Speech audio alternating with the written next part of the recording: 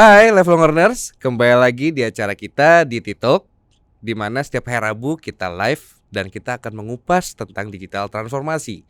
Nah, bagi teman-teman yang belum sempat nonton video-video sebelumnya, bisa langsung lihat aja di Instagram kita dan juga ada di YouTube kita.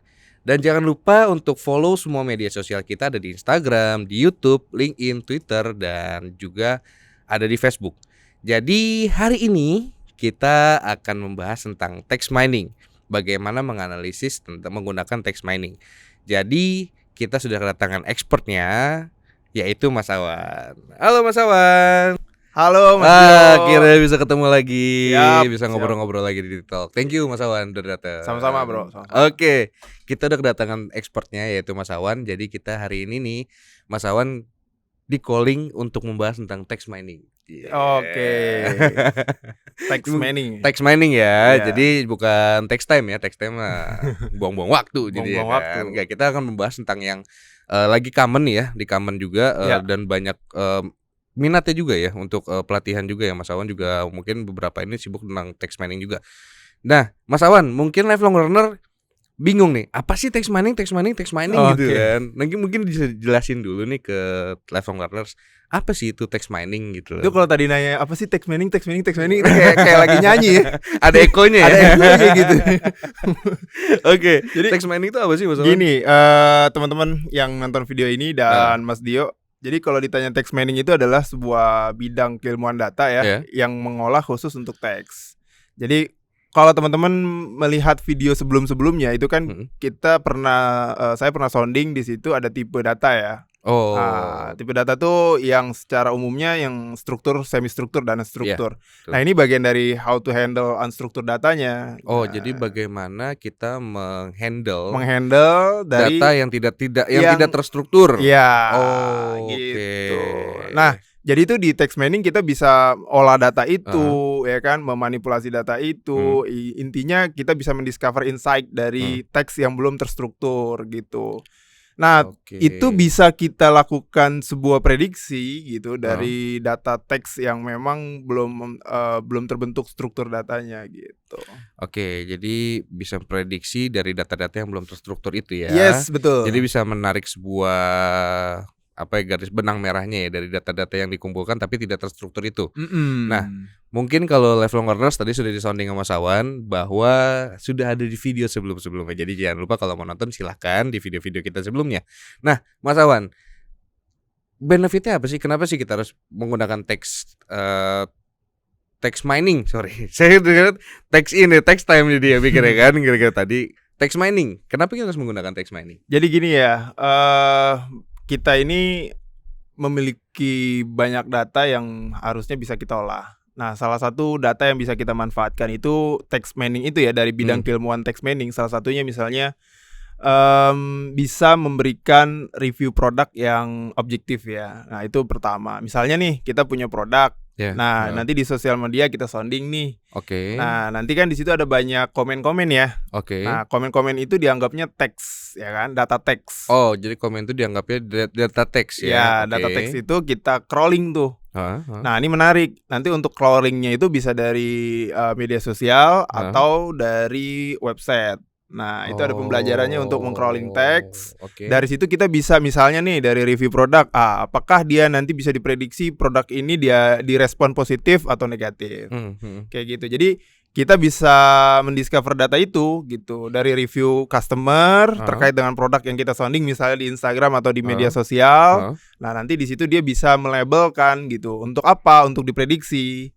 Gitu. Diprediksinya apa nih? Sebenarnya banyak ya. Mungkin salah satunya tadi untuk memprediksi produk yang kita sounding ini apakah direspon positif atau direspon negatif. Itu sebagai contohnya. Sebagai salah satu contohnya. Nah, kalau sudah ada contoh seperti itu, pakai metode apa aja sih? Misalnya untuk text mining ini sendiri. Ya, jadi gini Mas Dio. Pendekatan metode kalau di dalam data mining tuh kan ada 5 ya. Ada estimasi, jadi bisa melakukan forecasting, bisa melakukan klasifikasi, clustering, sama satu lagi asosiasi. Nah, kalau di dalam text mining itu umumnya 2 pendekatannya, yaitu clustering dan klasifikasi. Jadi 2 metode itu. Oke, jadi kalau clustering itu maksudnya gini.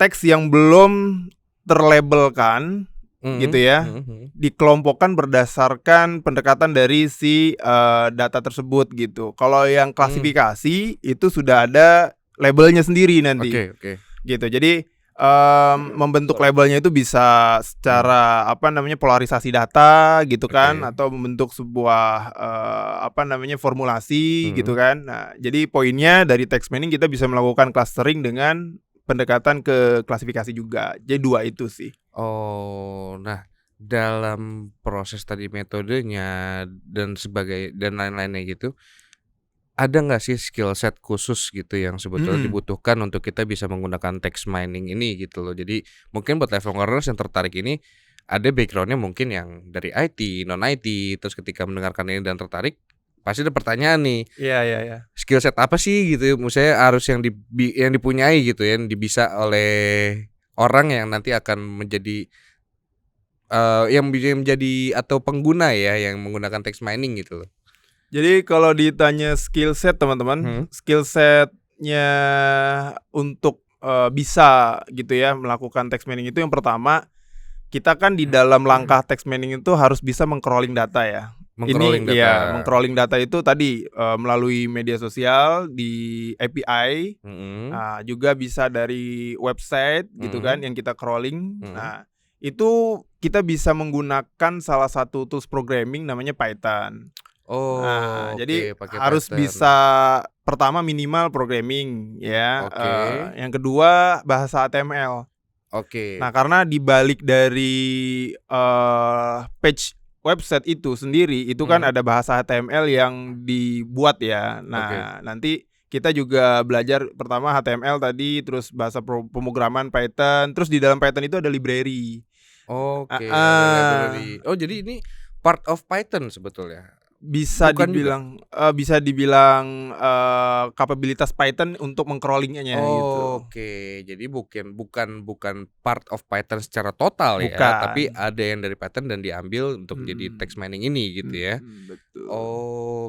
Menarik ya level. Nah itu tadi saya sambung lagi nih ya. Dari Python itu sendiri ada library namanya, mungkin teman-teman sebagian besar udah ada yang pernah nyoba namanya Beautiful Shop. Nah, Beautiful Shop itu tugasnya untuk meng-crawling itu tadi yang di-combine dengan bahasa HTML. Dari situ nanti di-convert ke data frame. Nah, dari data frame baru nanti kita bikin polarisasi datanya lah gitu.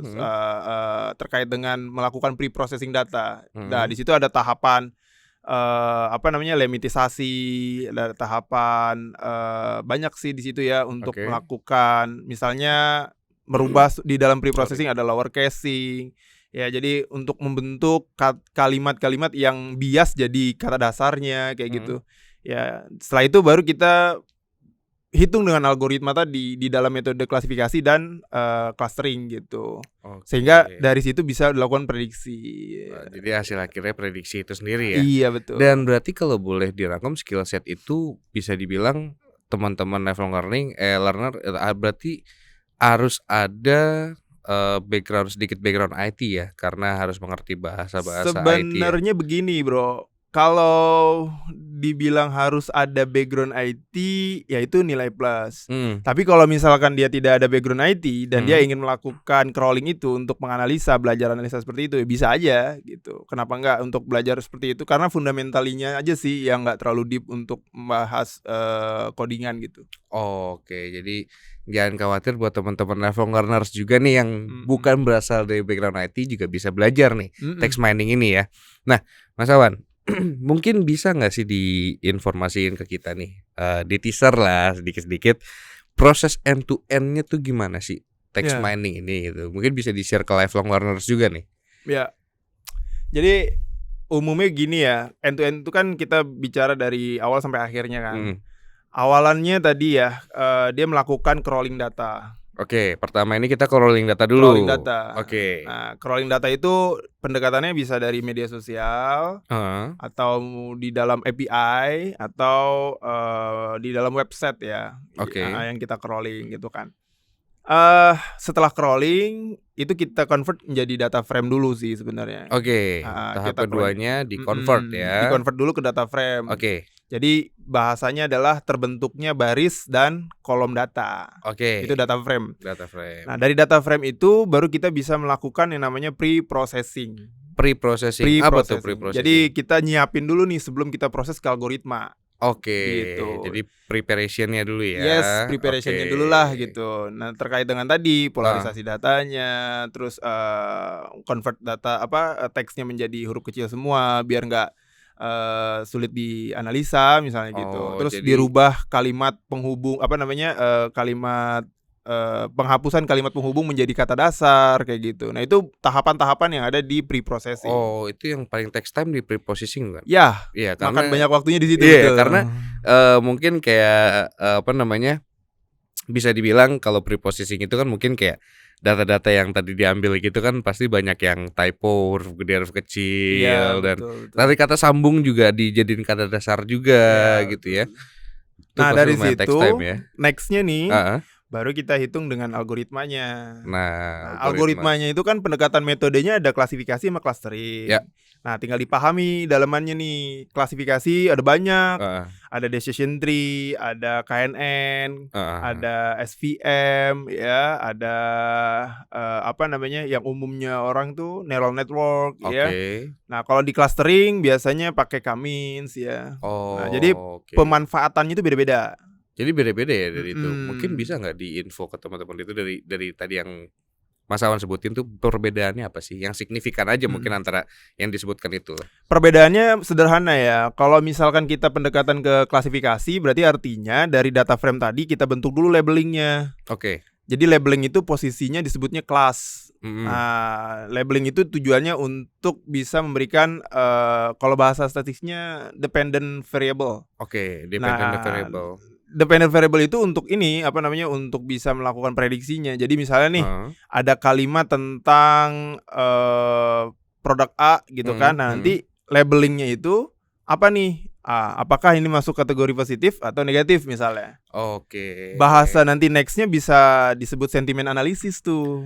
Oke, kenapa sentimen dia agak bermasalah? Kenapa? Mungkin bisa diomongin baik-baik dulu gitu. Iya, karena diomongin baik-baik ya. Diomongin baik-baik dulu gitu ya. Iya, benar. Gimana?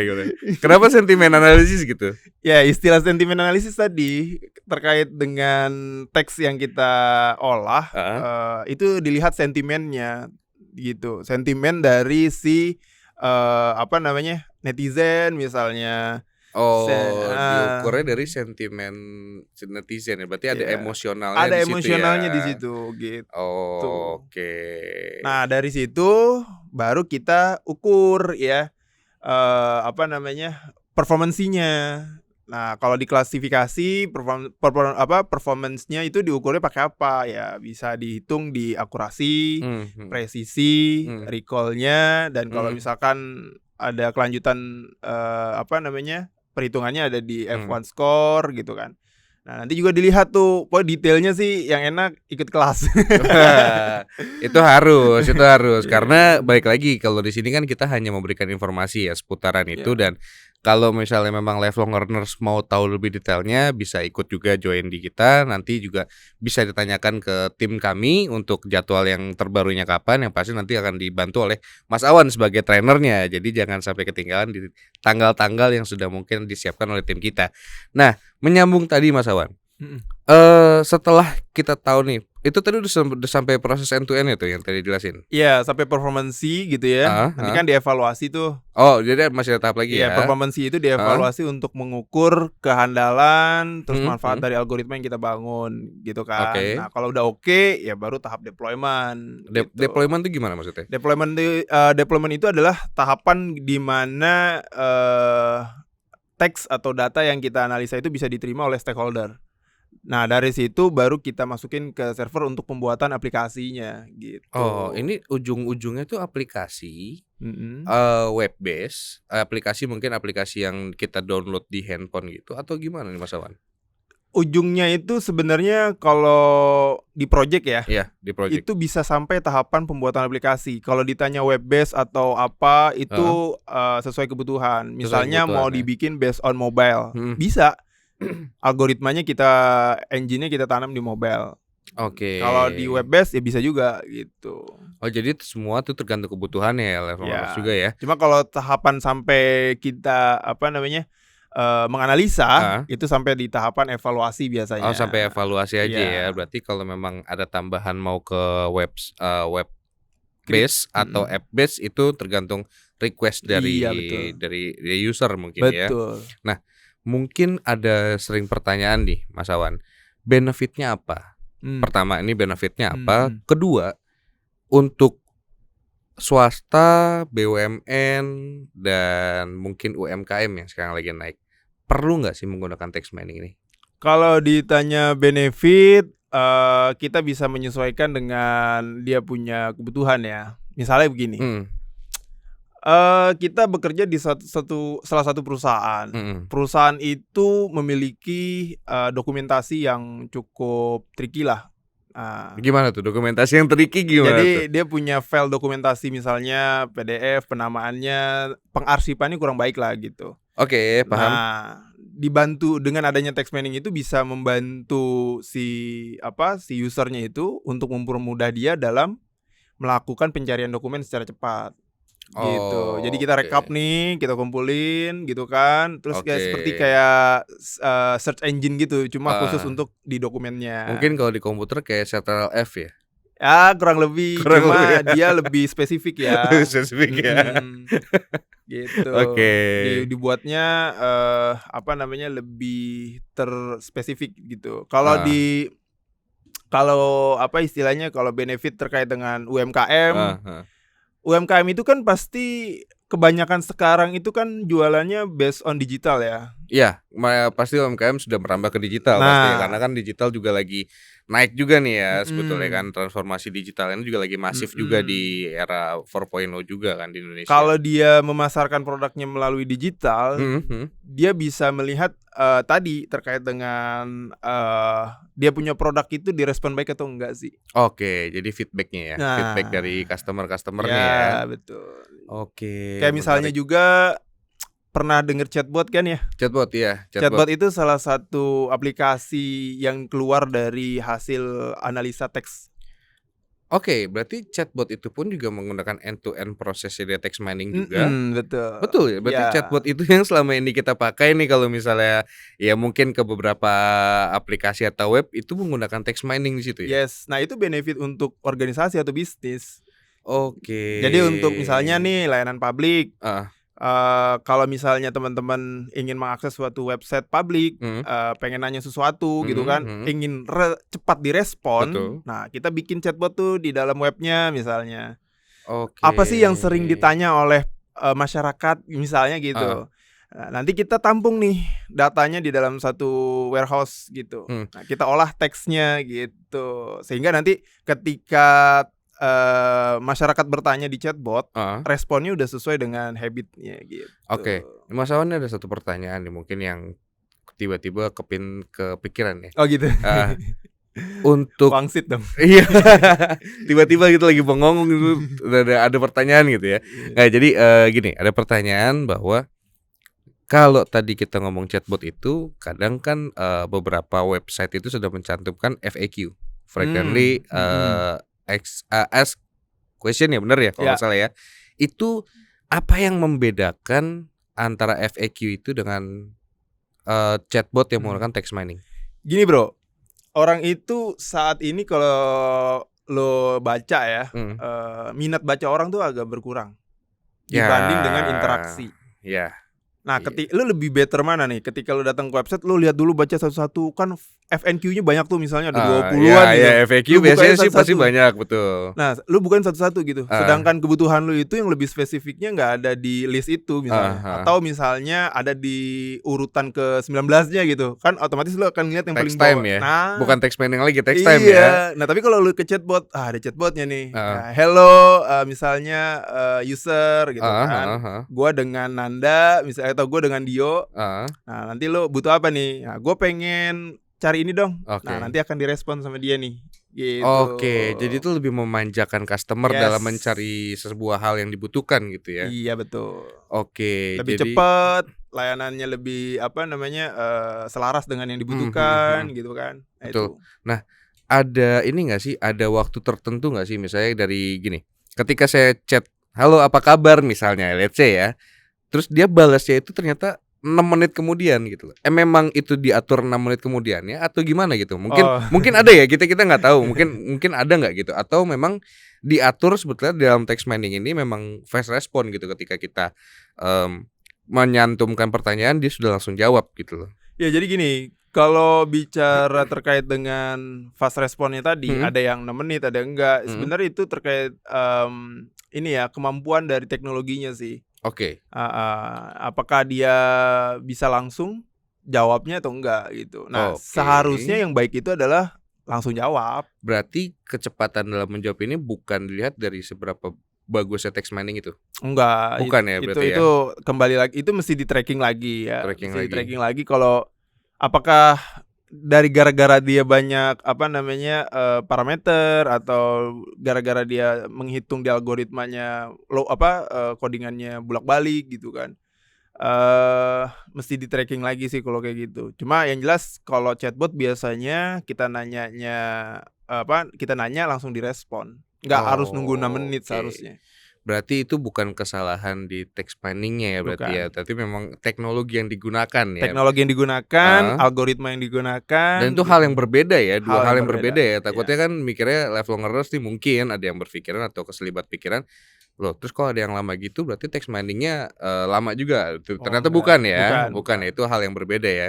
Nah, Mas Awan, yang menggunakan text mining ini di industri di Indonesia ini industri apa nih yang lagi common banget, yang lagi Mas Awan sering ajar nih akhir-akhir ini? Kebanyakan dari industrial layanan publik ya.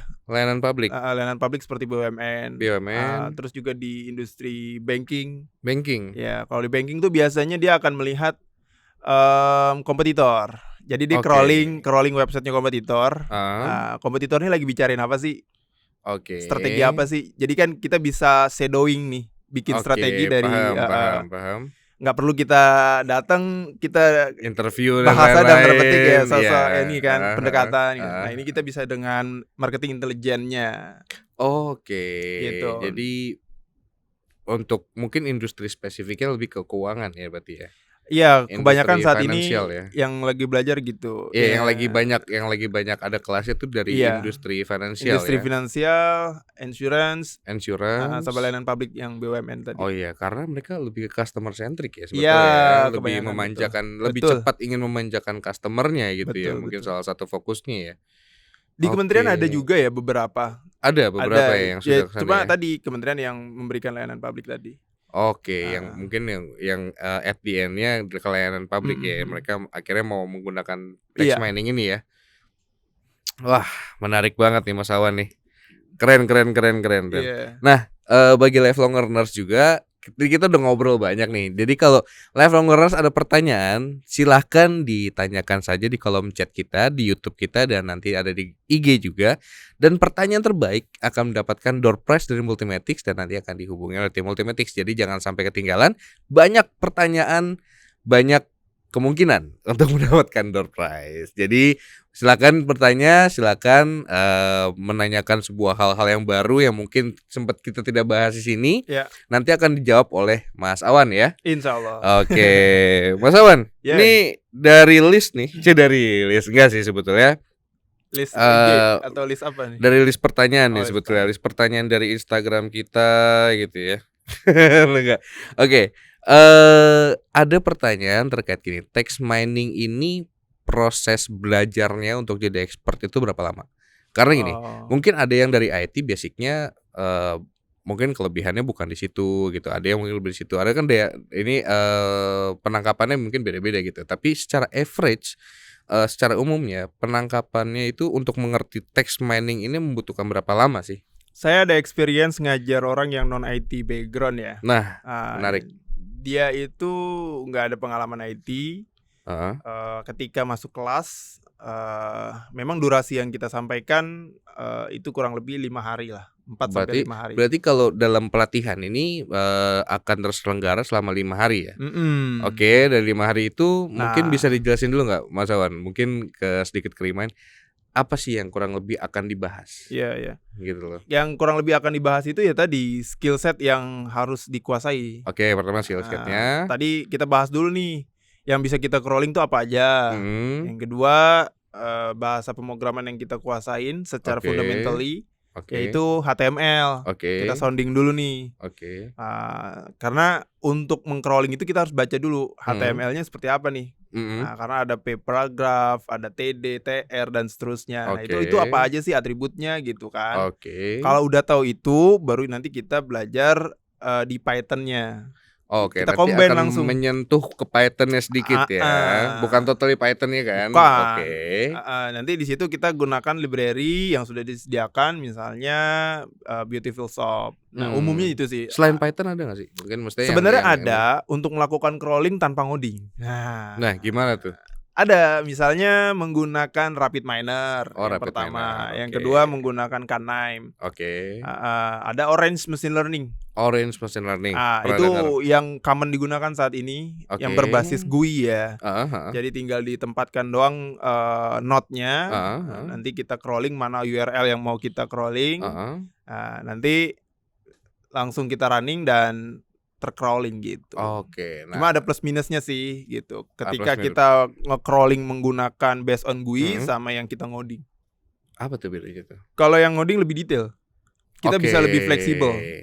Apa yang mau diambilnya ya? Iya, lebih fleksibel. Kalau GUI itu? Kalau yang based on GUI kan dia sudah terstruktur dari algoritma yang disediakan di node-nya dia.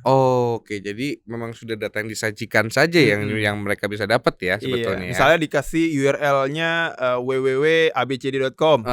Di abcd.com itu kita mau crawling nih pakai yang based on GUI. Nah, dia nge-crawlingnya pakai apa nih di dalam algoritmanya gitu kan. Nah, nanti udah langsung di crawling gitu.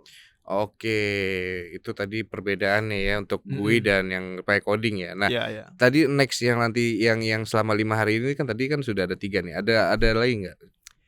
Ya, yang jelas sih bagaimana cara dia ngebangun algoritmanya untuk bisa melakukan prediksinya. At the end baca datanya ya berarti ya. Betul. Dan itu semua ada di MM ya. Ada banget. Silabusnya juga ada. Silabus sudah ada, trainer sudah ada, tempat ada, tanggal ada, tinggal live learner saya aja tinggal ngontek ke kita untuk kapan trainingnya diselenggarakan ya. Siap. Nah, Mas Awan, menyambung pertanyaan tadi nih Mas Awan, di saat titik mana sebuah perusahaan itu menggunakan text mining? Di saat titik mana? Ya, jadi kan mungkin ada perusahaan yang sudah jalan tahunan, mungkin belum menggunakan text mining gitu ya. Mungkin contoh simpelnya adalah chatbot tadi ya yang sudah dijelaskan. Atau ada rentan waktu tertentu nggak sih harus menggunakan text mining itu? Jadi kalau ditanya perusahaan di saat titik mana dia harus menggunakan text mining, kebanyakan perusahaan-perusahaan yang mindsetnya masa depan. Mindset masa depan itu gimana tuh? Dia bisa, ya bahasanya tadi, perusahaan yang memiliki visi yang panjang untuk bisa, apa istilahnya, survive ya. Visi yang panjang untuk bisa growth lebih baik gitu. Jadi kalau ditanya kapan saatnya, ya saat ini.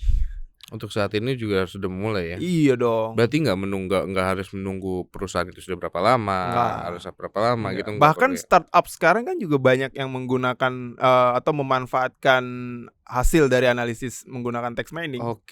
Jadi banyak perusahaan startup juga yang sudah menggunakan text mining ini untuk mendapatkan sebuah bukan pedoman ya, benang merahnya gitu ya. Misalnya gini juga Mas Dio, startup sekarang kenapa dia sudah mulai menggunakannya? Dia bisa membuat text mining itu untuk nge-branding dia punya produk. Jadi dia pengen lihat nih kompetitor dia produknya apa sih. Direspon sama dia di crawling. Dengan di crawling dianalisa bla bla bla sampai selesai. Nah, produk yang lain juga sama nih, kompetitor yang lain nih. Plus minusnya apa sih gitu kan. Apa sih yang dibicarain di sana. Nah, dia tinggal mensummary-kan nih, misalnya gitu. Jadi dari situ dia bisa memformulasikan produknya. Gitu. Misalnya nih, Mas dia jualan es krim. Es krim rasa coklat dengan topping ini, responnya orang gimana sih? Suka atau nggak suka? Suka atau nggak suka? Atau terus, mungkin ada saran-saran lain dari feedback lain dari customer gitu Betul. ya. Nah, nanti kompetitornya Mas Dio juga bikin kan. Es krim dengan topping yang mana, dengan harga berapa, misalnya betul, gitu kan. Betul. Nanti reviewnya kan ada kan. Nah dia nih satu lagi pengen merumuskan sebuah produk yang better, mirip gitu ya. Tapi sesuai kebutuhan dari si customer, sesuai kantong, sesuai harga gitu kan. Rasanya juga enak tuh es krim. Nah, di crawling tuh dari Mas Dio, kompetitor yang lainnya di crawling, dikumpulin informasinya, nanti dijabarin, divisualisasikan. Oh, ini begini, plusnya, minusnya begini gitu. Oke, jadi dapat insight-nya tuh banyak ya. Banyak. Nggak hanya gitu. Feedback aja sebetulnya. Maksudnya dalam artian feedback tuh dalam artian oh enak nih, oh ini nih. Tapi bahkan ada suggestion yang memang bisa membantu sebuah perusahaan bisa langsung berinovasi ya sebetulnya. Betul. Oke, mantap. Nah, ini juga sorry saya potong sedikit Mas Dio. Kalau bicara tadi ya terkait dengan apa aja yang digunakan untuk bisa melakukan salah satu bentuk implementasinya, misalnya salah satunya adalah yang menggunakan word to fact. Itu kan library juga yang bisa menggunakan yang digunakan itu. Back of word-nya kayak gitu-gitu. Itu banyak banget sebenarnya masih yang harus di. Dan itu sebenarnya benefitnya banyak ya, nggak cuman maksudnya gini. At the end insight yang lo dapat sebetulnya ya. Insight ya secara kata besarnya insight. Tapi insight-nya apa aja tuh ternyata banyak jenis insight yang dapat ya dengan text mining ini ya. Jadi kalau tanya benefitnya apa, lifelong learners ini sudah banyak banget benefitnya. Dan kalau tadi kita ngobrol tentang kapan saat terbaik menggunakan text mining, sudah sekarang saatnya untuk teman-teman bisa menggunakan text mining ini. Tujuannya apa? Tadi Mas Awan udah bilang kita harus memanjakan customer karena sekarang sudah eranya customer centric ya Mas Awan ya. Iya, eranya customer centric. Mas Awan. Boleh sharing sedikit nggak sih pengalaman Mas Awan nih selama mengajar text mining ini di Multimatic? Case-case apa sih yang mestinya yang ditemukan gitu dalam kelas yang berjalan? Ya tadi salah satunya review produk, case-nya. Yang kedua social engineering. Social engineering itu gimana tuh? Social engineering itu yang terkait dengan review based on sosial. Layanan publik secara sosial gimana sih tanggapannya. Terus juga ada misalnya shadowing informasi. Nah itu tadi yang di banking itu kan kita kerjain. Ya nanti informasinya kita tampilin visualnya. Nah ini ternyata dia mengerjakan hal ini. Terus nanti bentuk reportingnya biasanya dibuat tuh di dalam satu page halaman entah itu website, entah itu dokumen, kita reporting gitu. Hasil dari analisa crawling. Nah, training ini kan tadi seperti yang tadi disebutin Mas Awan bukan hanya bagaimana nge-build text mining-nya kan. Berarti ada how to bacanya, how to read datanya gitu. Dan itu apakah ada nanti di pelatihan di Multimatic-nya? Ya jelas ada lah. Pasti ada ya. Karena kalau cuma bikin doang nggak ada yang bisa bacanya kan juga itu sebuah kendala dong pasti kan. Iya betul. Jadi kalau misalnya ditanya apakah ada cara baca datanya, jelas ada. Kalau nggak ada ya gimana cara dia buat analisa data bro, gitu kan. Oke, mantap. Keren banget, banyak banget insight ya hari ini tentang text mining. Jadi benefitnya apa? Jadi banyak banget nih. Nah, boleh dong Mas kisi-kisi selain text mining nih ada teknik apa lagi gitu? Kisi-kisi selain dari text mining, ada teknik apa lagi? Kalau ditanya teknik, tadi ya teknik dalam menghandle teksnya itu. Oke, gitu. Dalam menghandle teksnya itu gimana nih? Mungkin dalam menghandle teksnya itu kan tadi ada klasifikasi, ada clustering. Kalau ditanya kisi-kisi selain dari itu, sejauh ini sih belum ada ya.